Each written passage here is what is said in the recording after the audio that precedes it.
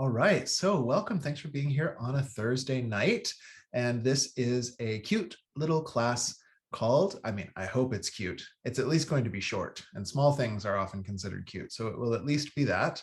But this will be a cute little class called Intro to Qigong. And if you caught some of my various marketing material, my silly yet encouraging things that I put out into the world, you'll have noticed that I build this class for both pure beginners as well as people who want to deepen their practice, and hopefully we'll touch a little bit on all of that, as well as just some of the ways that I'm expanding my particular offerings and the fun ways that you can be a part of that in the near future. There's even a call to action at the end. Like they told me in marketing school, there will be a call to action at the end. Let's see. Is there a meeting ID and passcode to join on my computer? Oh, no audio on phone. Okay, let me just see there. Oh yeah, because that didn't go out on the whatchamacallit, did it? Let me give you the full thing in the chat box. Sorry to those of you who are going to have to see a big old chat, but here it goes for your join by phone. Whee! Okay, good. There's always some business to do, isn't there? All right, so it's going to be a cute little class called Intro to Qigong, and my hope is if you've, why don't you put up a hand or an emoji if you like. Do you know this little reaction game? Ooh, is that fun? Can you see my reaction? So you're welcome to do that. That's under reactions, or you can just wave your physical hand. Anybody here who never did any Qigong before, or went to one class or something like that? Any just total freshies? Okay, excellent, excellent. Once or twice, Burning Man, that one year there was a Qigong person, and we did Qigong with big dust masks on. That counts. Okay, and then what about who would say that they're an experienced beginner without being all Zen pretentious about it? You certified instructors aren't allowed to say experienced beginner. Okay, cool, experienced beginners. And okay, and then who's got some experience? Like some of you, you've done Qigong for like 5 years or more. What do you think? A couple of folks. Yeah, 2 years. Okay, I went from experienced beginner and I was like, no, you can't be that. But then, so if you just get to pick, you get to self-identify however you like. Okay, so my hope tonight is to give you some tools whereby if you are just starting to dabble your toes, like what's Qigong? I've heard that's healthy, right? I read in, some magazine, or I saw in some podcast, Qigong can be good for you. I hope to give you some tools you can access right now, tonight. And for those of you who have been doing Tibetan yoga and Chinese martial arts and stuff for years, hopefully I can give you something too at the same time. So let's dive right in. Let me screen share a little thing real quick. Just gotta go find. Okay. All right, can you all see these Chinese characters? So this is the Chinese for Qigong, and the first word is Qi, and the second word is Gong. So this one, if you can see my cursor swirling around, is Qi, and then this one is Gong. And I love to just explain these characters because it really opens up kind of what this art is about. So the bottom part of this first character, Qi, is for rice. This is for rice like you might eat. And then the bottom character is a picture that refers to wind.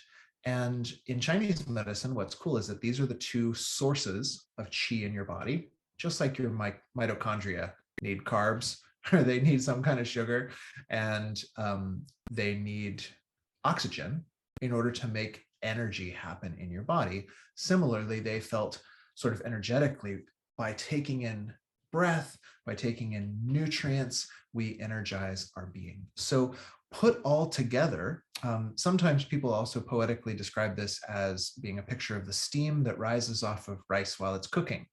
And this is a really great metaphor, right? Because if you've ever seen the lid of your pot bubble up, right, you'll know how much power there is in invisible things. So one way you could poetically translate qi is power in invisible things. That might be a dangerous translation, but we'll work with it.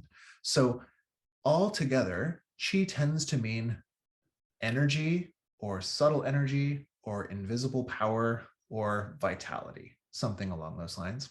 And then gong is a really cool word in the traditional ancient Chinese. This first part, which looks like a letter I in English language, they say this word means work. And they say it used to probably be like a picture of a shovel, but in order to write it down, they took off the little shovel part and they just made it like a letter I. For us Taoist mystics, we say the top line means heaven, the bottom line means earth, and the center line is to unify or connect heaven and earth. And so this, in the spiritual traditions, that's what they mean when they say to work. And those of you who are in like some of the alchemical traditions, they call that work. And it's the same thing. It's creating a bridge in your heart that unites heaven and earth. Okay, then the last part, we're almost done with your ancient Chinese writing lesson here, which is good because I'm not a scholar in this, so this is about all I can teach.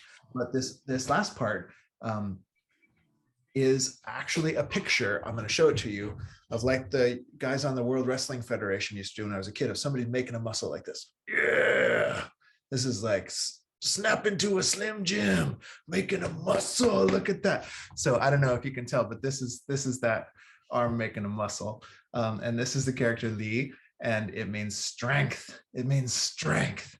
So altogether, this word gong can be sometimes it gets translated as skill. Sometimes it gets translated as strength. Sometimes it gets translated as success. I was given a little good luck charm once that had this on it, and it said success. Because it means like to work with power, with great power, something along those lines. So when you put it all together, Qigong means to work with great power or to attain some skill in or with the subtle energy or with the vitality. So our working definition for this evening, I'm going to propose to you, is that Qigong means we're learning to attain skill, or we're learning to work with or have success in our vitality. Or you could even say like the subtle causes of vitality. So one more piece of ancient history, and then we'll do some experiential exercises. Qigong is actually a more modern word. It was invented, I believe, I didn't look this up right before class, but I believe it was invented in the 1940s. And before that, a lot of this was contained in secret religious traditions or secret martial arts traditions. And they had things like, I was just giving a talk on the Yellow Emperor's Classic of Internal Medicine. There's a chapter in there on how to behave in accord with the seasons. And so I was giving a talk on the Taoist insights for how to behave in accord with the energy of springtime. There's also a chapter where they say it's about where the different therapies of Chinese medicine come from. And they say, oh, in this region, they get a lot of this kind of disease, and so they develop needling. And in this region, they get a lot of this kind of cold disease, and so they develop the moxibustion. And they say in the center, where people tend to be a little bit lazy and also sometimes get overworked, they develop the art of sorry, I just blanked on it. I went totally non-conceptual. Anmo, which means massage, and Dao Yin. Oh, it came back once I stopped thinking about it. And Dao Yin, which means to stretch and to guide the subtle energies or even the physical constituents in the body. So in the olden days, what we call Qigong used to be called Dao Yin. And you could think of that as a type of yoga, what we now call yoga. Yoga is a word that comes from India. This is the same type of practice that comes from ancient China, stretching the body and trying to pull either pull along and guide along the channels, either the physical sort of fluids, the blood and the lymph, or we could think of it in terms of subtle vitality. So we had Dao Yin. Anmo is where you see these different self-massage practices. Sometimes you see those for health, where you'll massage different acupoints. Other times, like in the Tibetan tradition, you'll see a lot more where they'll actually massage and strike different points on your body to awaken the subtle vitality and the subtle energy. Okay, you'll also see words like Nedan, which means internal alchemy. It's one of the older words. Before there was such a thing as Qigong, they had something called internal alchemy. And the notion of this was getting your, you could almost say your emotional body, or you could say your endocrine system, setting that up in a way that it produces nectars inside instead of poisons inside. A great example of this, what's the book? If you want to read a great book, you could read The Upside of Stress. And what's the doctor's name from Stanford? McGonigal, Upside of Stress by McGonigal. And she talks about, we've been sort of indoctrinated to feel that stress is a bad thing. Stress is always a bad thing. And there's good reason behind that, because a lot of time we get under stressed and then we think the stress is harming us. And if we sit around for too long, primarily the cortisol that's being pumped out into your bloodstream will, if it's not just to run away from a tiger in a moment, if you just keep sitting there steeping in your cortisol, that will break you down. It acts kind of like a poison in your system. But what she proposes and lays out in that book, research shows, is if you think that the stress is empowering you to do something really important, at the same time that you've got this cortisol, you also release a bunch of other neurotransmitters that actually start to upgrade your health. And so you should really check out the book. We don't have time to talk about it. And I gave a talk on it last year when I had read it. It was more fresh in my mind and it was cool. Maybe I'll just publish that talk again. But this is an example of a modern version of how we might use inner alchemy. We take the part of your mind that you do have influence over, which is, okay, these stressors are in my life, these sensations are coming in with my body, but you get to decide, what am I going to make that mean? And the meaning-making faculty, to whatever degree you can get your hands on it, you can turn those poisons into nectars. One of the other ones that she says is, if you can invoke love, then at the same time, cortisol is coming out. You are stressed, but you pump out all this oxytocin at the same time, and all of a sudden, it starts to upgrade your health.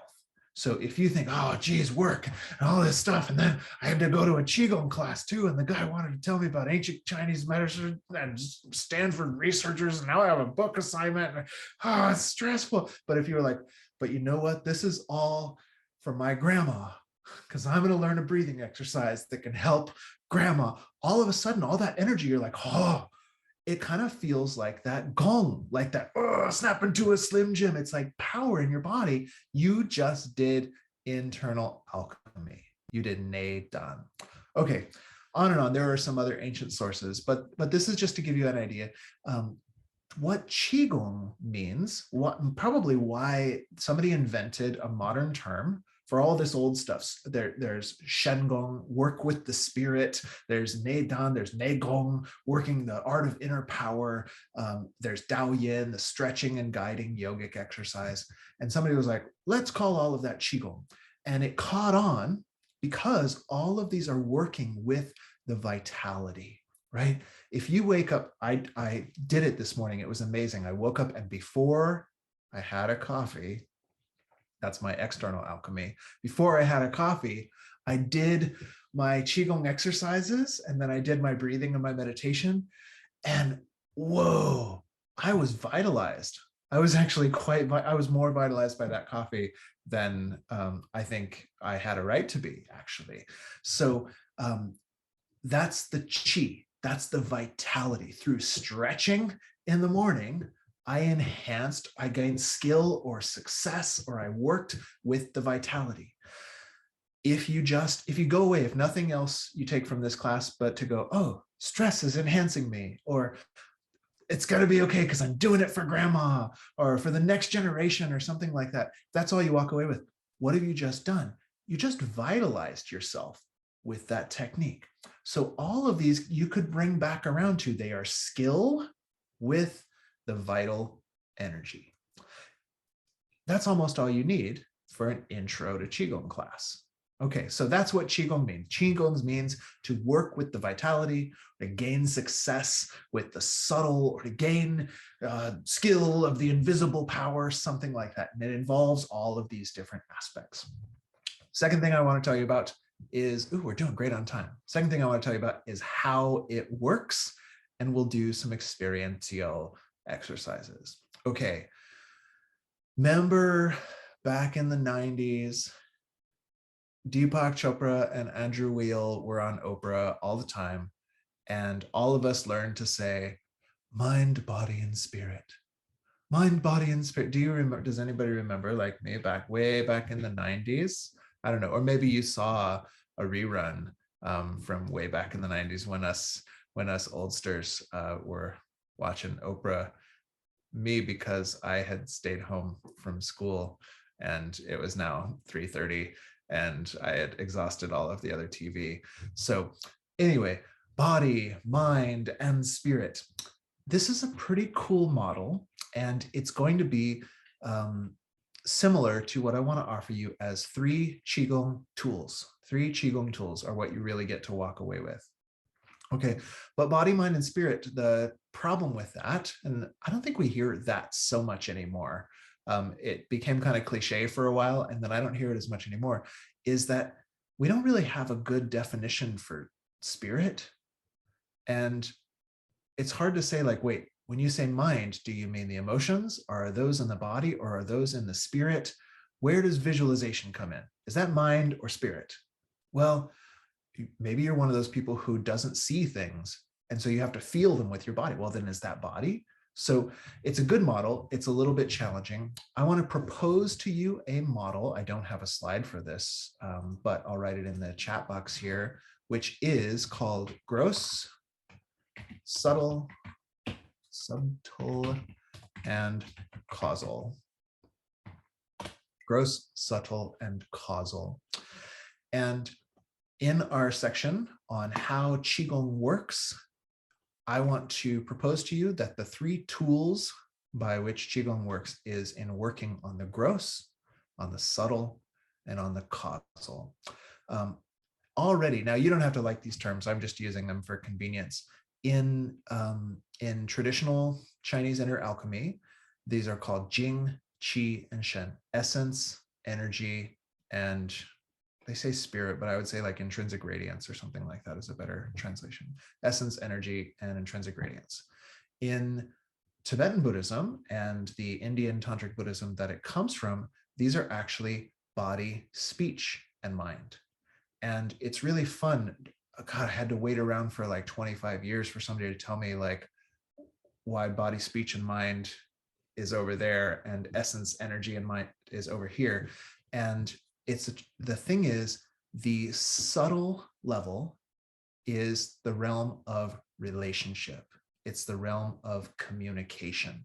And so this involves, you could call it subtle, you could call, in the yogic traditions, you could call it speech. Why speech? Because that conveys that relational aspect.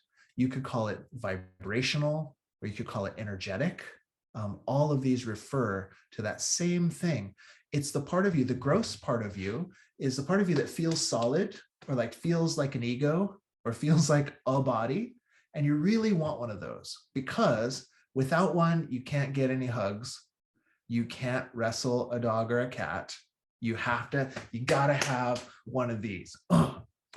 But if that's all you had, you actually don't want to wrestle a dog or a cat, because to do that, you need the subtle. You need to actually feel that there's somebody in there and we're playing together. I just thinking about it. That seems like fun. That's the subtle. And then if you look in your kitty's eyes after playtime and they're like so relaxed and they're doing that kitty eye gazing thing, the someone who's there is the causal, or the spirit. right? You need all three. So in a way, this got very yogic very quick. Let me see if I can dial it back a little bit. But in a way, the gross is the vehicle through which the causal dances, and the subtle is the dancing itself. Something like that. That's a poem I just made up right now. I think it's pretty good. For on the fly, I'm not even a freestyler. I'm not a rapper, yo. So this is also where sometimes you'll see body, breath, and mind. Body, breath, and mind. And so I was so glad when somebody explained this to me, because there's all of these like Tibetan yoga texts and stuff like that. And they're like, oh yes, and then you'll receive the speech empowerment and you can do pranayamas. I'm like, no one has told me what these have to do with each other. It's about that sense of movement, relationality, flow, and vibration. It's contained in the breath, the energy, and the speech, representing all of relationship. Okay, these become the three ways or the three places that your Qigong works. Places that you can gong, you can work to access more Qi, vitality. Okay, let's start with the gross. The gross, the way Qigong works. Oh, and don't forget this part. This, in case also you walk away and you're like, well, you failed to sell me on Qigong. I'm going to go back to yoga. No, dude, it's all the same stuff. Just take the principles and put them in your yoga practice. Or I don't know about all that Qigong and yoga. I think I'll just go back to painting and making pottery. It works in pottery too. It's gonna really work. So let's talk about how it works. In Qigong, how it works, the body is basically two levels. You've got meridians, and then so that's kind of like the subtle aspect of body. And then you've got organs and other tissues. You've got meridians, subtle aspect of body, and then you've got organs and other tissues. So in this part of Qigong, this is the good news, because almost no matter what style of Qigong you do, you're going to get some beneficial effect out of this. So for example, we have, and you can do this with me if you don't mind. This is the one I chose for us. You can do it seated. Welcome to stand up if you need to give your butt a break. But we have a move called drawing the bow to vivify the lung and large intestine. Let's do the most primordial form first. So what you're going to do, let's do tiger wrens with claws, and you pull back and you just puff up these lungs. And you're going to inhale and puff them up. And then leave them puffed up as you exhale. Oh, that feels pretty good. And then let's puff them up one more time. And then exhale, just come on down. And then notice how you feel. Right? I was already teetering on the verge of very excited, but this breathing woke me up a little bit more, right? Does anybody notice that? Again, do your hand or an emoji or a chat. Do you notice when you do just a little stretch and breathe, up comes the vitality, up comes the vitality. This is working on the gross. Ew, it's a body, gross. No, just gross, like what's your net, what's your gross? Okay, this is your gross. It's working just on that body level, and we've just worked our lungs, right? We physically open those suckers up so we can get more vitality in. Let's bring in the meridians. So your lung meridian goes to your thumb here, and your large intestine goes to your index finger. So to stimulate these in this exercise, you make a little L. You're going to take the L for a minute, but so that ultimately you can take the W. I'm trying to learn some modern speak here. Take the L means like take a loss. Okay, take the W means like a win. So, all right, so now you're going to bring this up. It's called drawing the bow. So like this little L one is holding your bowstring. This one makes a fist and you pull it back. And now just like we did before, try to puff up those lungs. And then when you're ready, let it go. Let's do it on the other side. So take that L on there, pull it back, and then puff up those lungs. And then release it down. Okay, then notice how you feel on that one. And see, it's a little subtle. We're doing these quick, but notice, does that feel the same as the first one we did, or does it feel different in any way? Mm. Let's hear from you. Maybe put in the chat box a 1 or 5 word share. How did that feel? Did it feel the same, different, good, bad, indifferent? What say you? What say you? Different sections, say more. Say more oxygen. So yeah, sometimes these different shapes just let us access our lungs in a way, or that might be the meridian that got you that more oxygen, because we are, according to this theory, stimulating acupoints in these different ways. The first one felt more primal and energetic. Yeah, I kind of felt that myself. Like this one kind of made me a little like manic. This one still was vitalizing, but it sort of honed me in. None of these are what you're supposed to feel just because I'm the teacher here. So we're just sharing as equals. Tiger was more full body. Okay, second one felt more relaxing. First one felt more energetic, more full body vitalization in the archer. Yeah, first one felt more power, second one more grounding, more attention and focus. Yeah, and part of that attention and focus is because this little mudra, like especially if you're aiming through it, your body goes like, oh, I'm aiming. I've got your brain believes the signals we give ourselves with our body shapes. It's pretty neat. So this is just a little experience of meridians, this idea of meridians. There's a lot of different theory on meridians. They haven't, according to the ancient theories, they haven't been completely validated by modern science, but there is a lot of effectiveness we can see in acupuncture. There's a lot of crossover between effective meridian points and trigger points that we do know are good for myofascial pain syndromes. And one of the things I promote in our deeper course is that these meridians actually have symbolic connections to different states of mind. And so we're sort of taking archetypal postures and these parts of the body that line up sort of talk to our subconscious mind in kind of like even almost a ritual fashion. Okay, so that's gross. This is your first tool of how Qigong works. And if you wanted to incorporate this into your life to get a little more vitality, well, one, it's just stretch or move. So this is the yoga that we all have access to on YouTube nowadays. Make sure you don't do something from a teacher who's going to injure you, but you can just look up the YouTube. And in general, when you do that warrior pose, it's almost the same exact thing for your lung meridian. And you're getting your lungs open, you're breathing, you're vitalizing yourself, you're stretching your fascia where the meridians are said to flow. And all of a sudden, you're experiencing more vitality. Very cool. The second one, though, is where we start to have fun, which is on the subtle. So that was gross. The subtle now is kind of the distinction of these yogic arts. And what I want to say your keyword for the subtle tonight is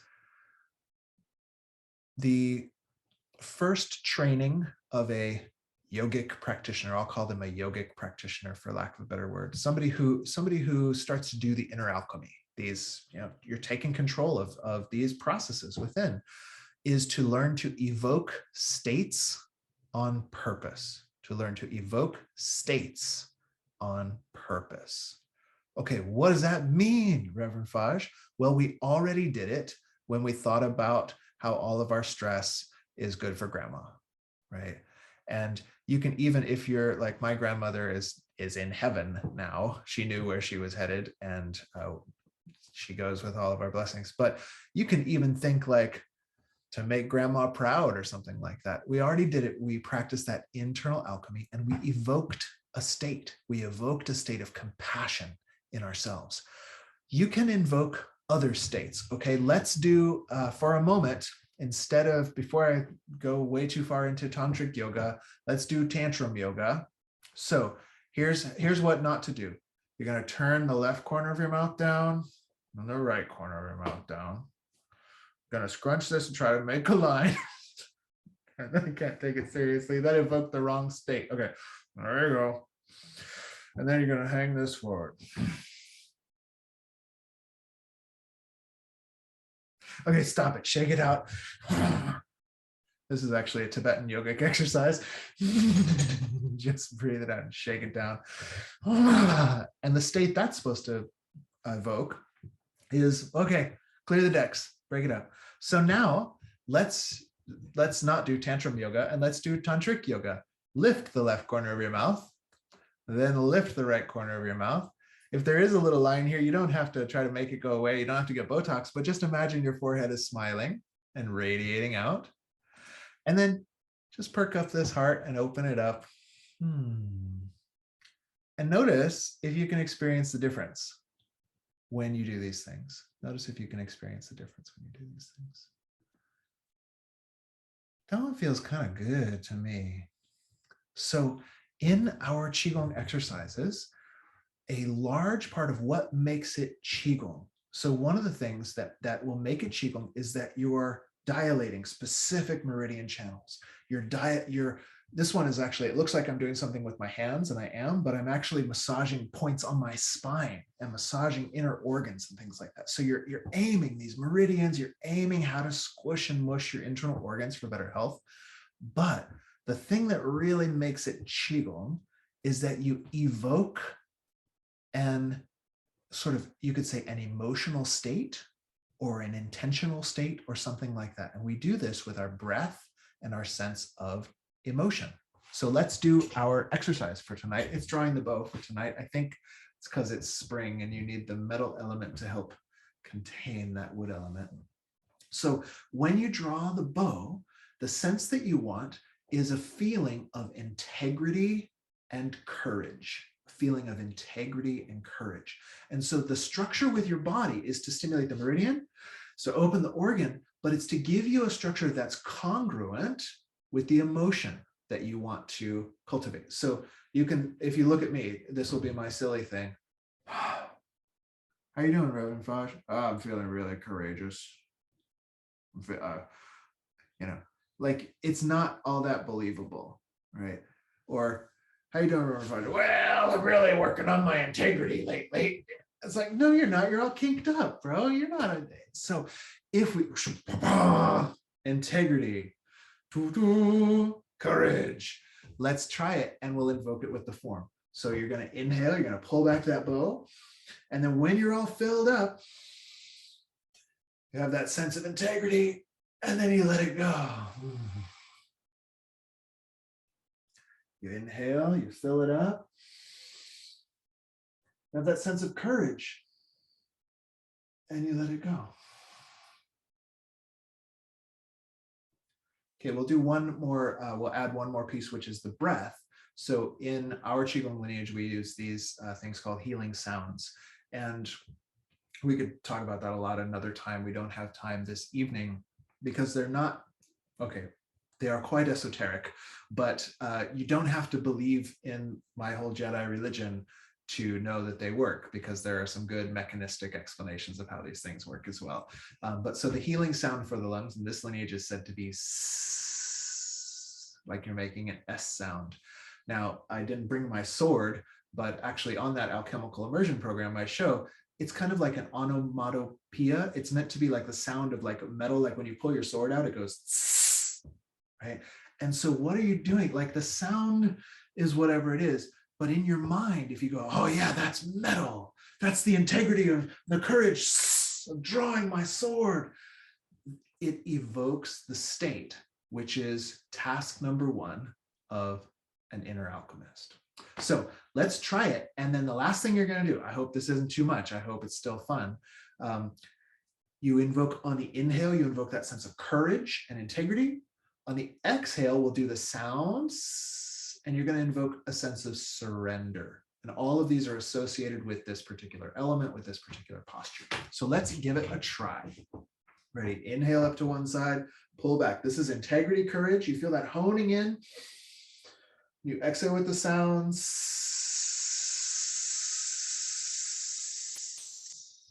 You feel a sense of surrender. Go with your own breath. My breath is too slow or fast for you. Inhale, courage, integrity.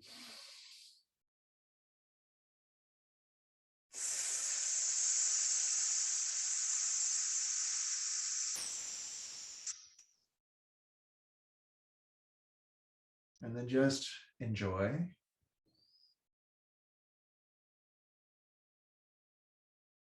Good. And relax. So even these tiny little glimpses, we're just doing glimpses, right, can feel very energetically potent, especially, and even doing it in a group, even just online with little postage stamps, like there's something that happens. There's this potency. So now you've got this second tool. So then if you take this, so you have your Qigong, I'm going to give you the link to the Alchemical Immersion. You can just go study Qigong for me for 4 months online, and I'll tell you all the details in a second, but we still have to do Causal. So let's keep going.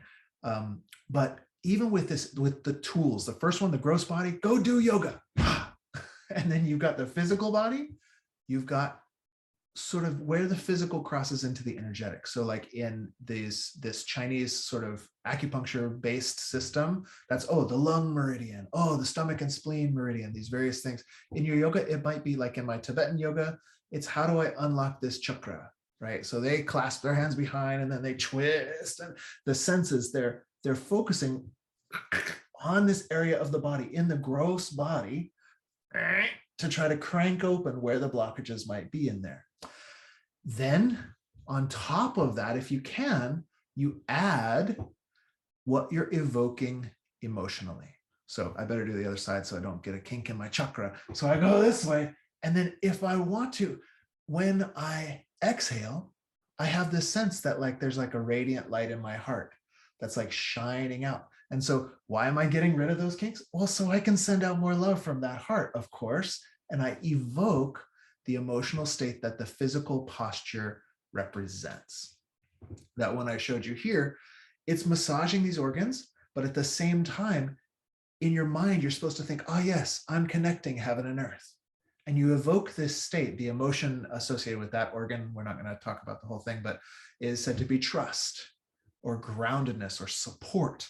And so you have this sense of like, oh yes, I'm right here, right between heaven and earth. And you cultivate, you bring up specifically that sense of support, an already present, already grounded support. Like you can trust in yourself to unify those realms or something like that. So you can take this into your yoga, you can take this into your pottery, right? You sit yourself in a good posture at the pottery wheel, breathe into your tummy, and you're like, okay, this is going to be the most stable pot ever.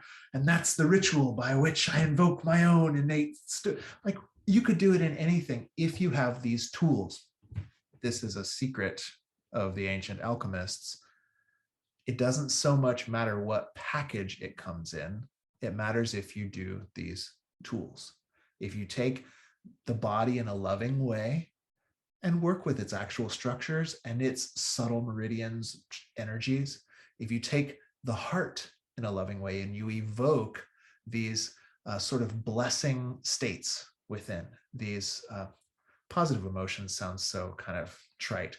Let's call them blessing states. If you invoke these nectars, the alchemical nectars within, all of a sudden, whatever you're doing, washing dishes, painting a picture, doing a Qigong form, doing Tai Chi, all of a sudden that becomes like an engine of your inner alchemy. Okay, last one is the causal. And in this case, we can say this is your mind, your imagination, or specifically your intent, your intent.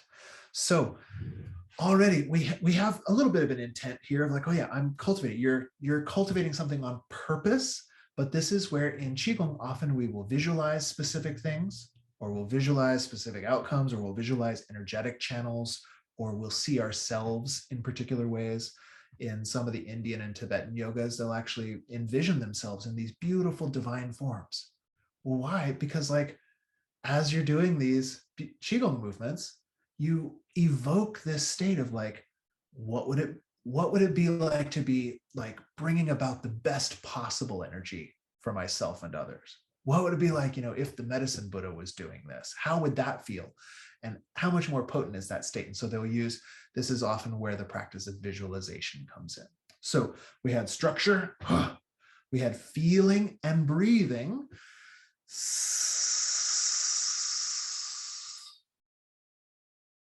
And then we invoke the mind. So let's do our one exercise one more time. And in this case, this is where in classical Qigong, you breathe in colored light is one of the first things that you learn. There's a bunch of stuff we can do visualization. But in this case, you're going to imagine bringing that white light into your lungs. This is the color associated with this organ is white for reasons we don't have time to talk about.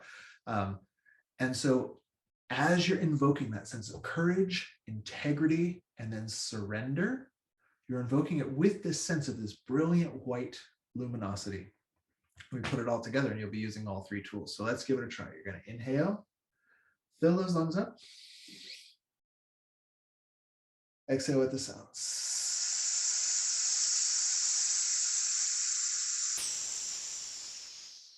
Have that sense of surrender. So here we go. The white light with that sense of integrity.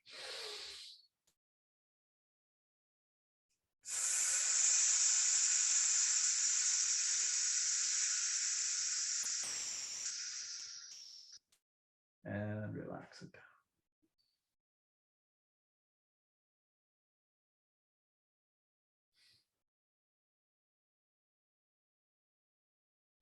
Oh, groovy. So this is one example. In our Qigong, we will also do things, we'll visualize, golden nectar melting us into relaxation and Qi moving up one channel and down the other, all this kind of stuff to invoke that causal. The main idea is when you get these three components together and congruent, right? So I'm not doing this and doing the sound and trying to be courageous and then thinking a bunch of worst case scenarios. That wasn't Qigong. You missed the causal, right? Your causal was off doing something else. So you get in here and you think, even when those worst case scenarios are coming up, how can I arise with courage and integrity? And all of a sudden you're doing Qigong again. You are developing skill, or sometimes that's hard work. Have you ever tried to do this in a meditation practice or a yoga practice? Like you were putting your mind on, oh yes, be open-hearted. And then what does the mind want to do? Give you all the reasons that we don't want to be open-hearted. It's a better idea not to be. Remember when this happened? I know it's been 15 years, but it's still as fresh as yesterday. And so that's why that second word in Qigong means to work hard. It's hard, but once you get all of these three online, there's a feeling that we could call that inner alchemy. Something changed. You've gotten your hand on the lever of where your capacity to evoke those states and move the subtle energy in accordance with your intent. So if you go to yoga class, right, and maybe the intent is that you are, in the Surya Namaskar, right? Does anybody do yoga sun salutations still? Is that still popular anywhere? Okay, cool. So Surya Namaskar, in the ancient days, that was a prostration. Right. And so when I was taught, like in the Tibetan tradition of yoga, you do your Surya Namaskar and you think of like a divine quality that you want to bow to. So that's your causal, right? And then maybe you have a mantra, right? In your yoga practice, like maybe you're going to chant Om. And this is this sonic formula of taking from full expression on, bringing it in, ooh, and entering the silence. And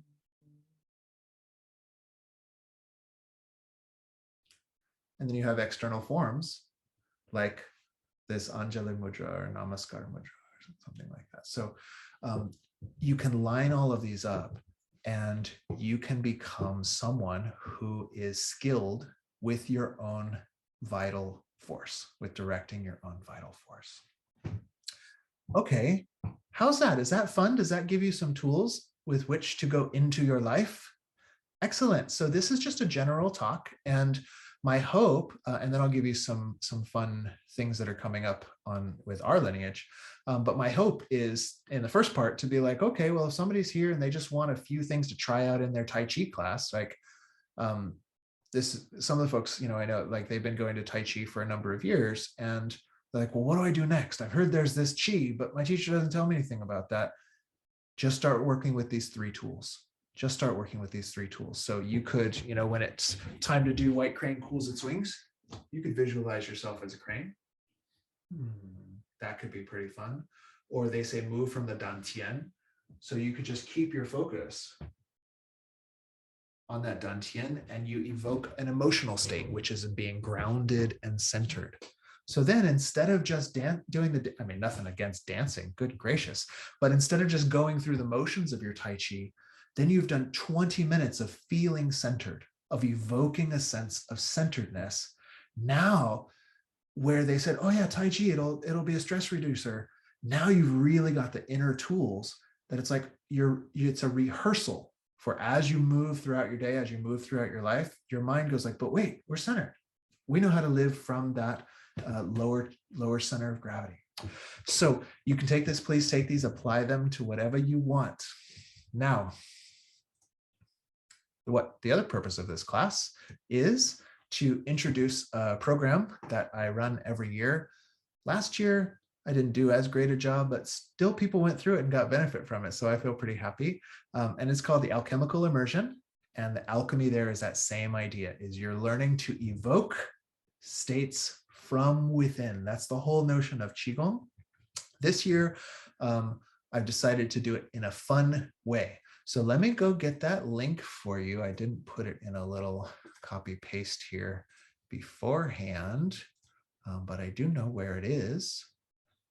So that's in web pages. And there it is, ready to go. So this is at the beginning of the pandemic, I was about to launch my first of the current iteration of Qigong instructor training that I do.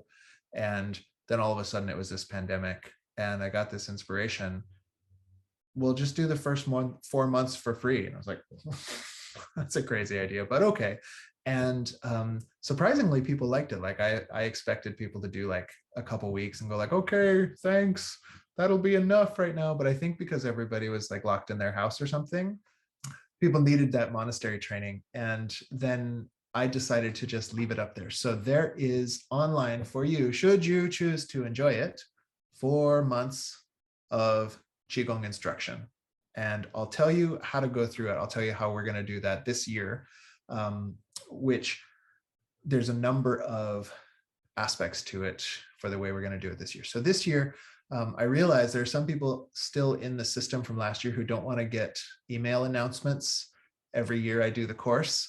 And so I was like, oh, shoot, I can't use the announcement function in this software that I pay thousands of bucks for every year. How am I going to do this? And what I decided to do was I'm actually just going to put out for y'all a blog every week and put that in my newsletter so that those who are going through the alchemical immersion can do this. And we're going to do it this year in case you're interested in, and then I'm going to make the sales pitch sweeter in a minute for my free program. Don't worry. But wait, there's more. We're going to do it in a series of 21-day challenges, because on Instagram, that's what's cool, is to do 21-day challenge. So, and the course really works that way. So what I proposed back in the day was that you interface with that material and you try to develop a Qigong practice for yourself that is 3 days a week for 20 minutes a session. 3 days a week for 20 minutes a session. And that's because in teaching meditation and Qigong for a couple of decades now, actually, oddly enough, I found that that's enough to make a dent, but small enough that it's hard to have an excuse not to do it, right? So if you wanted to develop a transformational and integrative practice on your own, that's my special recipe. 3 days a week, 20 minutes a day. Oh, it's just perfect. Then if you want to do a little more, treat yourself. Treat yourself. Do a little Qigong before your bath time, or do a little 6 healing sounds before bedtime. So that's what's going to be in these series of 21-day challenges is. And this year, what I want to do, which is really fun, and so this is the invitation part of this class, is I really want to open it up both to people who are taking that course. The Alchemical Immersion course is laid out as like 100 days worth of instruction, should you be interested in such an audacious thing. But what I want to create is like the idea of alchemical is that you put it in a crucible, right? Like I've got an Instapot at my house, and it's the best because you could take frozen things and you put them in there, and then 20 minutes you have food, because it's a crucible. And similarly, when we want to do transformational and integrative practices, if you have friends who are holding space for you, if you have an instructor, they don't have to be like a guru, thank goodness, or I wouldn't be allowed to do my job. But if you have a halfway decent instructor who is like, oh, have you tried this? Oh, you missed a practice.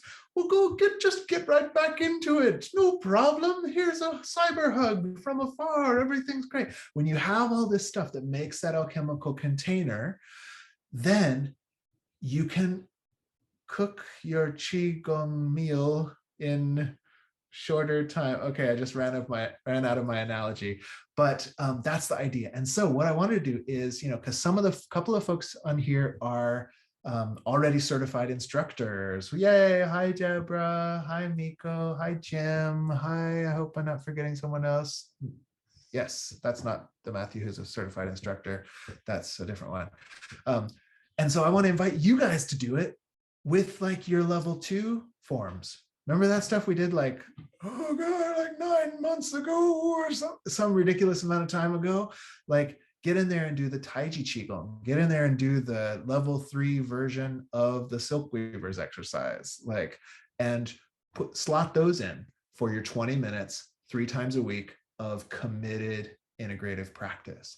And then I'm a wild seafood these days, because I think if you're doing your yoga and you want to just be like in the container, like, no, I'm not going to do that Qigong, but I want to be with all of you guys, then you should do your yoga 3 times a week and sign up for my blog, and then join the little Facebook group that I didn't quite make before this class. I knew I forgot something. And then you can dive in that way. And that would be really fun too. So my hope this year is just to like open it up. And this part is oh good, we're right on time. This part is why this particular lineage is called Templestyle, because the notion is not only that I want to have a business of teaching Qigong. Well, I mean, I do, because mortgage, but also I want to make a model for my Qigong instructor students. Like, yeah, you can actually, make a living helping people be more vital, right? That's a good model to have in the world. But the point for me has always been to kind of make a temple. And what do temples do, right? You gather together, you cultivate together. And that's not so much about like a monetary exchange or like, oh, are you signing up for my next thing or whatever? I mean, it does. If you came to this class, you're on my newsletter now. So you're going to see some advertisements unless you unsubscribe. But the point is actually to create that crucible, So I'll give you the details, and then we'll finish up for the night because tacos are cooking at my house. Here we go. So I think we should have, there's 3 tiers for the alchemical immersion. Tier 1 is just follow the blogs about integrative practice, whatever it is for you. Are you trying to paint more? Are you trying to go for walks? Whatever. We're going to do the 21-day challenge, and you dive in and you do your thing, but we're doing it together in a community. That's really fun. But for those brave few souls, tier 2 is just do the Qigong. So in the alchemical immersion, you'll see there's a big like hour-long instructional piece like every week. It's kind of ridiculous. And then there are these little 20-minute practice along videos. They need to be upgraded. I'll tell you that right now. I didn't have as good a camera back then, but you do what you can. There was a 2-year-old living upstairs whose feet you hear stomping every once in a while in the videos. But they're good videos anyway. Practice along. So tier 2 is you just do the practice along. You get some Qigong in your life. Hey, that's pretty fun. Tier 3. Then if you want to really do the old alchemical immersion, then you watch the instructional video. You do your 3 times a week, 20 minutes a day. And that's also for those of you, if you think you want to become a Qigong instructor under me, then that's what you do. I mean, if y'all down there in Mexico already did the alchemical immersion, then you've already done it. But that's, for me, the first step of instructor training is you take yourself all the way through there. But it only takes, all I ask from you, because this is all I want you to ask of your Qigong students, 3 times a week, 20 minutes a day. So that's the like committing to the alchemical immersion thing. And it's pretty potent. People had some pretty potent experiences from that. But the nice thing about that program as a prep for the instructor training is the forms that you get authorized to teach are all the ones that are in the alchemical immersion. So my level 1 instructor, my associate instructors, they teach the master's sequence, which is a form that I developed myself from. I have a master's degree in medical Qigong and also a teaching credential in Tibetan Buddhist yoga. And one day they fused together, and that's called the master sequence. It's really good. I showed it to my Sifu. He gave me the stamp of approval. I showed it to Rinpoche. She gave me the stamp of approval. So master sequence is one. The second one is called the Taoist 5 Yin tonifying set that I learned from my medical Qigong teacher. And it also comes down from a martial arts lineage. So you have like the martial and medical strengthen the body with Chinese medicine set. And then the last one is the 8-section brocade Qigong, which was really the heart transmission from my root teacher, Sifu Stephen Bao, who is the guy who basically gave me everything good in my life and also authorized me to train priests and Qigong teachers and martial arts Sifus and all of that stuff. So those are our 3 core sets. And I put them in there because Sifu's view was that these are supposed to be gifts to humanity, right? They're not supposed to be for us to go like, oh, are you in the club of people who know about this one thing? It's called Qigong. We got a secret club. No, wasn't supposed to be that, according to my Sifu. And it's not about like, oh, well, I could teach you the really secret Qigong, but it's going to cost you an extra 10 grand. Like, no, I mean, if you want to donate 10 grand, that's fine. I'll even set up a 501c something for you. It'll be great. But the point was to make these tools, and he was adamant about this with the 8-section brocades Qigong. Students would come to class twice, and he would go like, hey, if you know anyone who has asthma, you better teach them that drawing the bow. He didn't have this thing of like, wait till you're authorized. He was like, these are gifts that were meant to be for the healing of humanity. So that's what that alchemical immersion is about. The instructor training, you'll see this. I'll be putting out some stuff if you do get on these little newsletters, if you want to be in that flow. Then that starts in July. So those of you who are checking this out because you're interested in that, starts in July, and you do the alchemical immersion, and then you find out, oh man, this is the stuff for me. I like it. And then that's why you sign up for the instructor training. And it happens in a similar way, but the good news is you don't have to do that to teach. I've made the instructor training. So there's 6 modules that I call the mastery path. And very similarly, I've tried to make those so that if you're like a Tibetan yogi who just wants more depth on inner yoga, who wants to do kind of an experiential deepening on that, you can just do the core modules.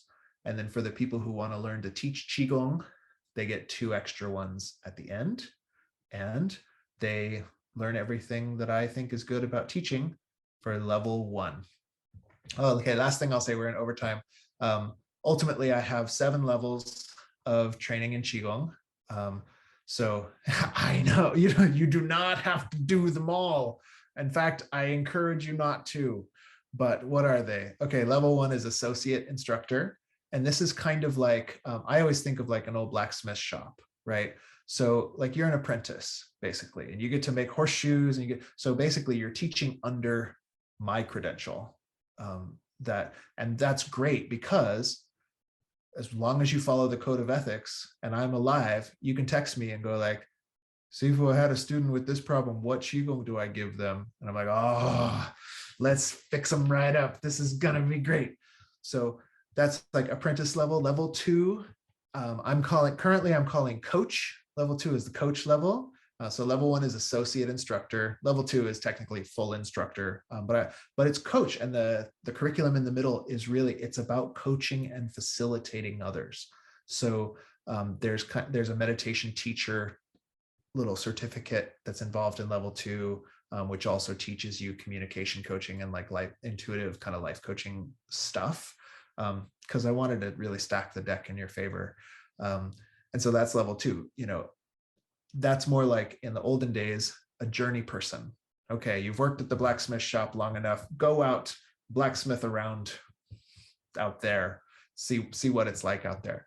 But you're not a master, but you now have the stamp. You finished 2 or more years to get to this coach level in the Templestyle Qigong lineage. Level 3, I'm calling practitioner. Because that's where I'm bringing in the medical Qigong aspects. So most of the first levels are the inner alchemy. We do some energetic healing in those first couple of levels, but then I don't require you to learn a ton of Chinese medicine. I do require you to learn a ton of Taoism. But then at level 3, we do a little more in-depth into Chinese alchemical medicine. Level 4, I'm currently calling alchemist. Because that's where we do all the deeper level internal alchemy, because by then you're ready for it and you know all the acupoints to fix yourself if you weren't ready for it. Level 5, I'm calling authority. And this is what, like in modern Chinese parlance, we would call Qigong master, which carries weird connotations, but it's like a master's degree. So in this case, level 5 is like, you're an authority now in your field. Level 6, I'm calling certificate holder, and this I actually borrowed from Japanese martial arts. There's a certain level of black belt where you become, at level 5, you become a shihan. You're like a teacher, you're an authority. Level 6, you become a menkyo kaiden shihan, which means you're an authorized authority. I had to think of a name. It's supposed to be 7 levels. And then level 7 is called lineage bearer. So if that's enticing to you, that's when I basically say, okay, you got the whole lineage, go forth and be a lineage now. So anyway, this is a brief introduction, and I hope that you got some tools either to play Qigong on your own, or you're going to dive in, you got some intrigue into that alchemical immersion and all of its various ways. I'm going to put my newsletter out either tomorrow night or Saturday morning, and it'll have all the details, which you should be signed up for now because you had to sign up for this class. And you know a little bit about what's in this lineage. There's, of course, more stories to tell, but I will treat your time as sacred. Oh, the last thing, Miko's on here because she's also going to help with this alchemical immersion. So not only will you have blogs and things, but we will have a couple of monthly check-ins that happen on a Thursday. Is that right, Miko? We do the check-in one on a Thursday, and then we will have a practice group on a Saturdays. So there's one with me and one with TA Miko every month. And I'm going to put that schedule out on the internet. So this is going to be fun. You got alchemical immersion, you got blogs and newsletters. You'll have a Facebook group if anybody still does those things, and you'll have face-to-face time with your buddies. And I hope that you like that.